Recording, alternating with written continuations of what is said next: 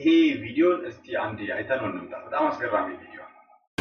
Saved your kid, didn't even get a thank you, and now you're suing him? What the hell is wrong with you?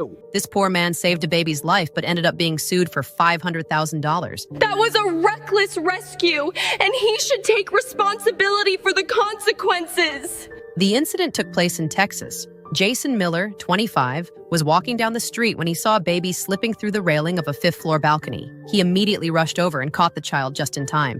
However, the impact was so strong that the baby suffered multiple fractures in both arms and legs, and Jason himself was injured. Despite the pain, Jason held the child, called 911, and stayed with the baby until the ambulance arrived. A few days later, the baby's mother filed a lawsuit against him, accusing Jason of reckless rescue.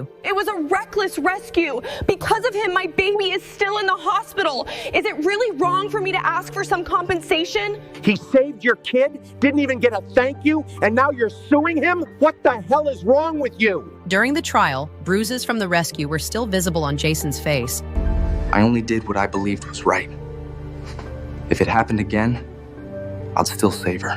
He said he didn't regret saving the child but would not forgive the mother, adding that he had underestimated how terrible human nature could be.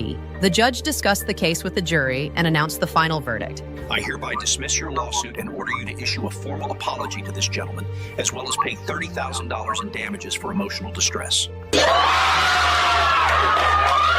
እንግዲህ ወገኖች እንዳያችሁት ምንድነው ታሪኩ አንድ ወጣት እንግዲህ ቪዲዮ ላይ እንደምትመለከቱት በመንገድ ያለ ከአምስተኛ ፎቅ ላይ ህፃን ልጅ ሲወድቅ ያያል እና ህፃኑን ይዞና እንግዲህ ሁለት አይነት ቪዲዮ ነው። ይሄኛውን ቪዲዮ ላብራራላችሁ። ይሄኛው ቪዲዮ ላይ ህፃኑን አትርፏል ነው የሚለው።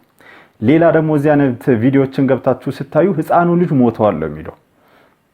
እና በሁለቱም መንገድ ብትሄዱት ምንድነው እናቱ ልጄን ሲያተርፍ እዚህኛው ቪዲዮ ላይ ልጄን ሲያተርፍ ልጄ አደጋ ደርሶበታል የመሰበር ምናምን አደጋ ደርሶበታል ብላ ተከሰዋለች ማለት ነው።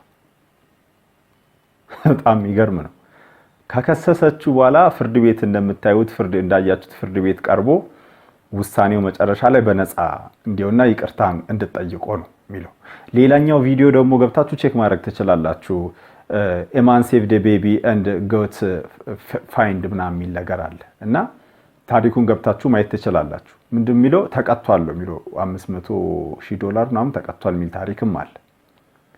ዞሮ ምንድነው ይሄ ቪዲዮ እውነተኛ ቪዲዮ አይደለም፣ ፌክ ነው፣ ኤአይ ጄነሬትድ ነው።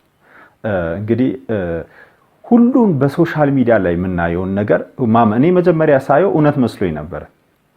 ስክሮል እያረኩ ፊዴ ላይ በጣልኝና አየሁት። ከዛ በኋላ ተመልሼ ሳየው የሆነ ነገሩ ሴንስ አያደርግም። ቼክ ሳደርገው ኤአይ ጄነሬትድ ነው፣ ፌክ ነው። ክሮስ ቼክ አደረኩት በብዙ ቦታዎች ላይ ፌክ ቪዲዮ ነው።